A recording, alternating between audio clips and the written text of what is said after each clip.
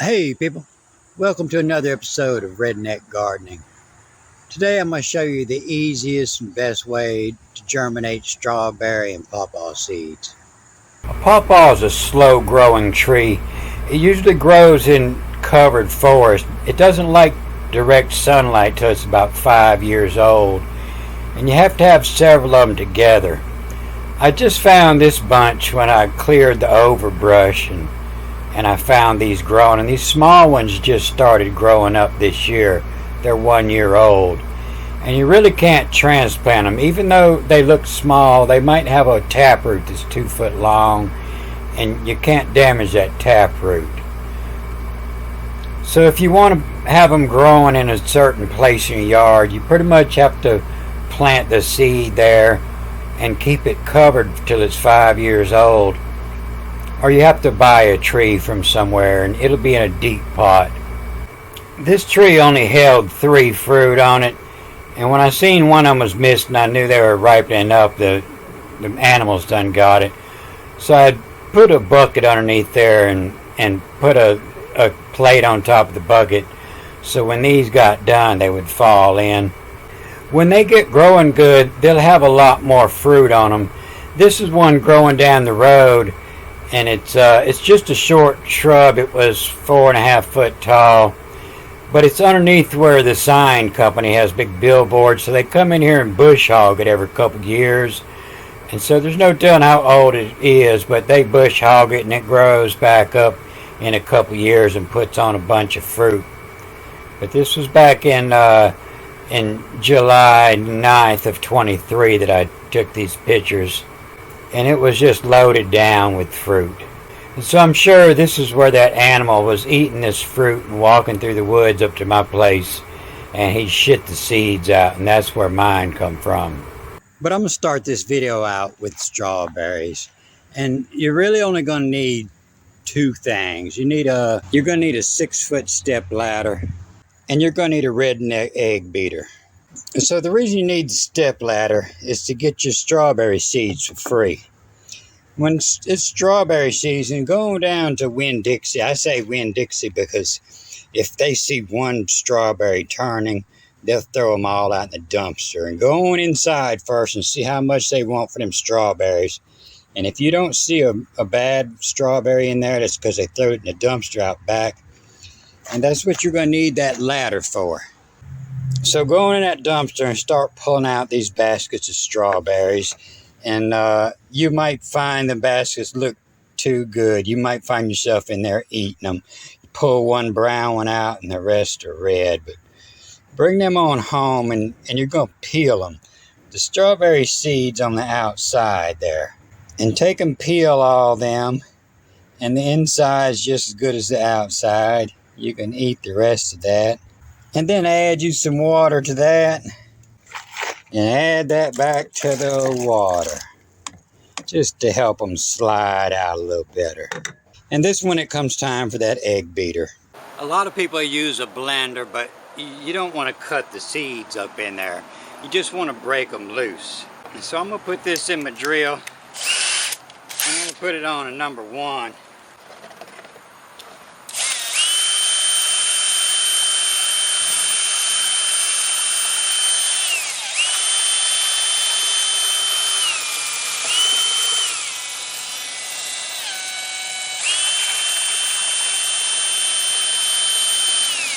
And it's, I'm rubbing them against the side and just breaking the seeds loose. So while I'm waiting on that foam to settle some, you're going to need some potting soil, a substrate to put those seeds on. And this is just my regular potting soil.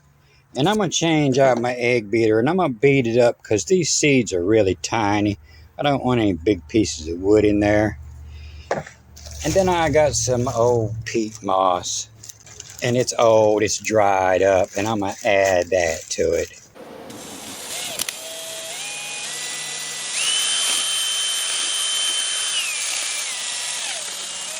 I got that beat up pretty good, and I'm going to run it through my sifter now. I'm going to stack a couple buckets under my sifter, and this is just all-purpose sifter made out of some 1/2-inch wire. And I'll dump that on top of that sifter. And give it a slight shake. I don't want to try to beat the big stuff through.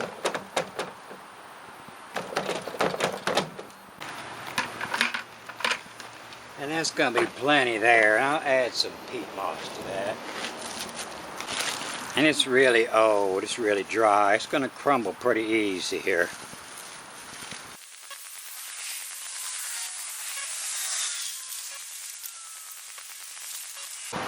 And then one last dump through the sifter.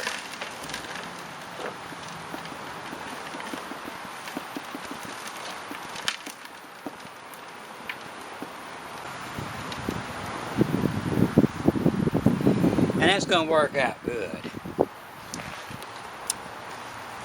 And so when you went to get those strawberries, you want to stop by Pawpaw's Chicken and pick you up some mashed potatoes and gravy, and they'll give you one of these cool little microwavable seed starters trays. It's just about right because you're going to put about 1.25 inches of this soil in here.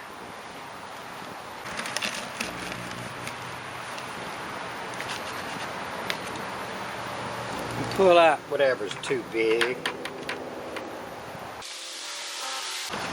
About that much. And I'm going to add maybe about 1 ounce of water to that. Let me see, I'm sitting at 4 ounces here.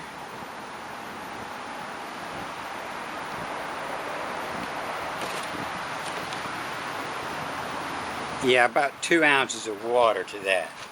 So I took this mixture here and I boxed it back and forth and added some water until I got it separated into 2 sets. One with clean seeds and one with seeds with a little bit of strawberry still stuck on them.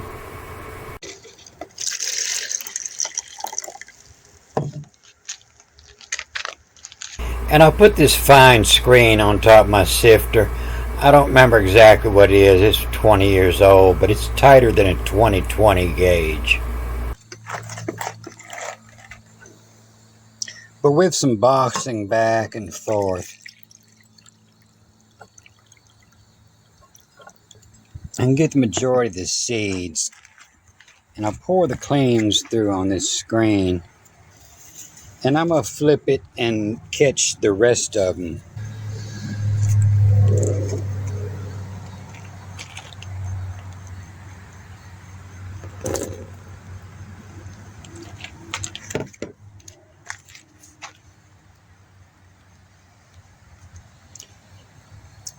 So I'm going to put these clean ones in this soil I got prepared, and I'm going to make another one separate for this, and they'll still grow. It'll just take a little time. The strawberry will get eat up by the fungus first. And I'm going to let this all sit on this screen here and dry. I'll come back and get to this later. And while I'm waiting on them to dry out good, I'll go ahead and do these pawpaws. They're a lot easier. But I'm go ahead and put a date on here and write, 7/12/25 strawberry on my lid. And 7/12/25 pawpaw on a Ziploc baggie. So I didn't have but 2 fruit. I had 3 and squirrels got 1. But I caught these 2 when they ripened and they fell off the tree. And I got 5 seeds. There's 3 of them here. And I just left them in that water. You don't want them to dry out. I left them in that water while I was waiting. If you drank that water, it would taste like banana. It smells like banana. It tastes like banana custard. But there's a little shell on there that I'm going to peel off. You don't have to try to get all this fruit off of it because there's a little protective covering there. And when it comes off, you're going to have a clean seed left under it. And I don't know if I can do it watching through this camera. But once you get it peeled through, that'll all fall off and leave you a clean seed. You can see it's attached at that end right there. I'm just going to drop that off in that water And try to do another one here. Just scratch it with your fingernail. And you might be able to see right there where you can see part of the shell and part of it come off. And when it comes off, it's going to leave you a clean seed there. And when you peel it loose, you have a clean, dry seed. And you pull all this off. And I'll grab the last that little bit with this rag and make sure it's all pulled off clean. And I'm going to go get a couple more seeds I had from a fruit that ripened 2 days before this one. And I left them in the fridge. So I dropped one of them seeds. I just have 4. I can't find it. It's the same color as the pavement out here. But just put on a paper towel and fold that over like that. And just a little bit of water.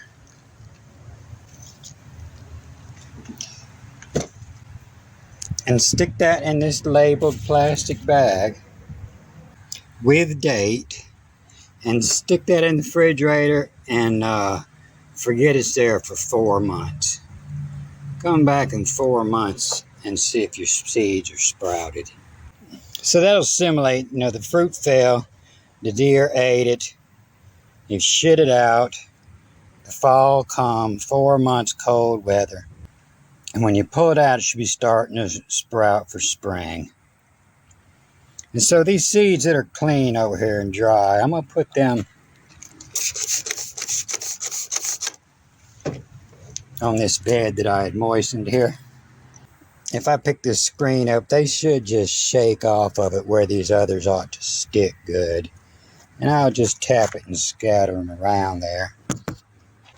And that should be good. I don't know if you could see them, but they're scattered around and they're pretty good. They're tiny. So these, I'll do the same thing with them. They'll just be a little slower because the strawberry that's attached is going to mildew first and it's going to turn into food. But they'll still be around 2.5, 3 months. But these over here, I'm just going to spritz them with a little water here. I'm going to put this lid on. And I'm going to make sure it's sealed. And I'm going to put this in the window. Much light and warm inside the house in the window. I put an east-facing window. It'll get the morning sun warm up quick. And so I should be able to see the humidity on this lid every morning. If I don't see the humidity in there, I'll go in and water it again. And all that extra strawberry water, I fed that to my grapes. So I might have strawberries coming out in my grapes. But those will sit right there in that east-facing window. It's behind the desk. But I leave that shade up so it gets light. But I can only find one potato container, so I'm going to use this Tupperware here. This will work fine. And might be about 3 ounces of water I'll put in that one. 1.25 inches of soil. Because that was really dry stuff. I might spray the top of it.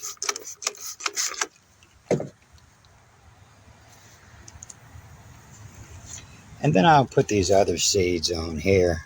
They might look about like that. And I'll spritz a little more water on top of there.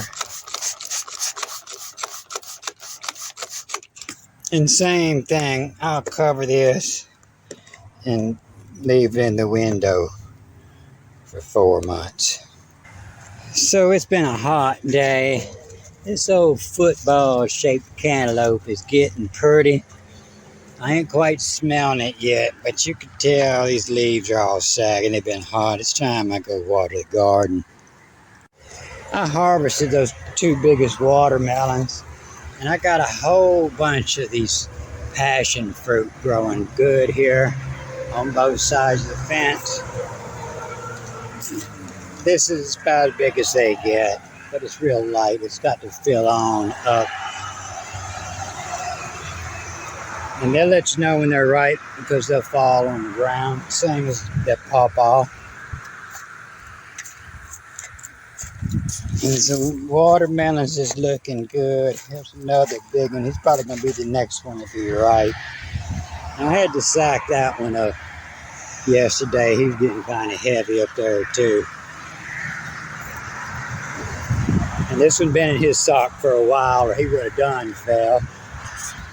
And that one's probably going to be eaten right after the other one that's bigger over there. And it's way too hot for tomatoes, so I've been cutting off everything that didn't have a tomato attached and trying to fix them where a low sucker will come back after I cut the whole thing off. So at the end of the season, I'll have more tomatoes. But this is my biggest one yet. And it's almost ripe. That's going to be delicious. And I'm going to get all my seeds out of this for next year's. That's the brandy wine. And this golden sweet pepper is full of limbs and full of flowers. And it's doing good, just staying short. But her brother over here just wants to grow big.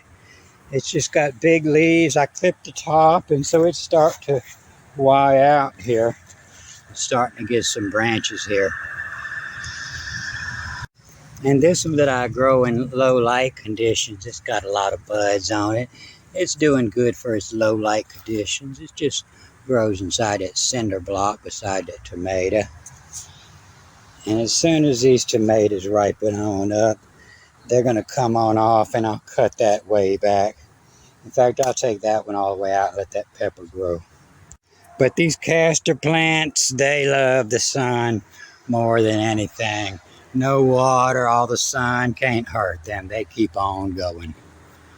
And this one's not seeding. I have 4 or 5 of them around, and only the one out by the road is seeding.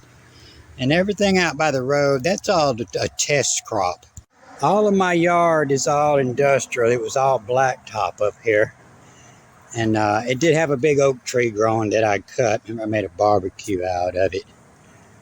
But all the industrial waste and everything that I swept off of here, I put it all on this hill over here that was eroding. And so I just thought I'd put some seeds out there to see what would grow in what. But if you look at the soil, you see a lot of contaminants in it. Plastic and burnt copper and metals and glass and car parts. And so I just throwed a couple seeds over here of squash. And I think I even got one squash off of this before I hit it with the hose. And this is that sago palm. When I transferred all those sago palms on the other side, I transferred this one. And he didn't grow any leaves this year. It was a male, and he throwed out a big pollen wad up on top. And so I just broke that off a month ago. So now it's starting to put out leaves. It'll be pretty. So it's doing good. And I put this orange over here on this test site. That's all soil that's built up from all being swept off the hill with all the old garbage.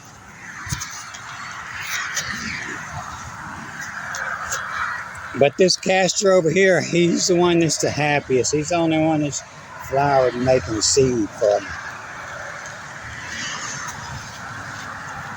These squash over here, they're a little bit slow, but I have harvested 6-8 squash off of it. But you can see the soil is mostly burn, char, and rocks. And so I thought I'd try a row of corn, radishes, watermelon, and cucumbers. I thought I'd try a couple rows, and I made 4 watermelon cantaloupe mounds out here, and they look like they're doing good. I think I seeded them about 10 days ago, maybe. And then another row of corn and radishes, and maybe cucumbers I might have put in there. I don't remember. I'll know when they come up. And then I seen this old pine stump where a tree was cut down and burned out, and it was soft, so I ran my drill down through there, and I stuck that cantaloupe seed in there, and it looks like it's going to do real good. When he comes on up, I'll slide these boards on over and make a trellis system for it. And I think he'll appreciate that a lot better. And these grapes, they just got fed with that strawberry juice in here. But he's growing on up. He's almost reaching this tree over here and heading on both ways. And when I see more than one, I just want these two big lines coming up, and I ran one this way and one that way. And anytime I see something else major trying to come off of it, I'll pinch the end of it here. So it has these leaves that come out and grow and help this grow, but it won't try to send these shoots out a long ways, because I mainly want them to run out both ends, the major lines, the big lines, and I want all the smaller shoots coming off of them. I don't want anything big coming off of these. I just let them have a couple leaves and I trim the ends off. And that's this episode of Redneck Gardening. Good day.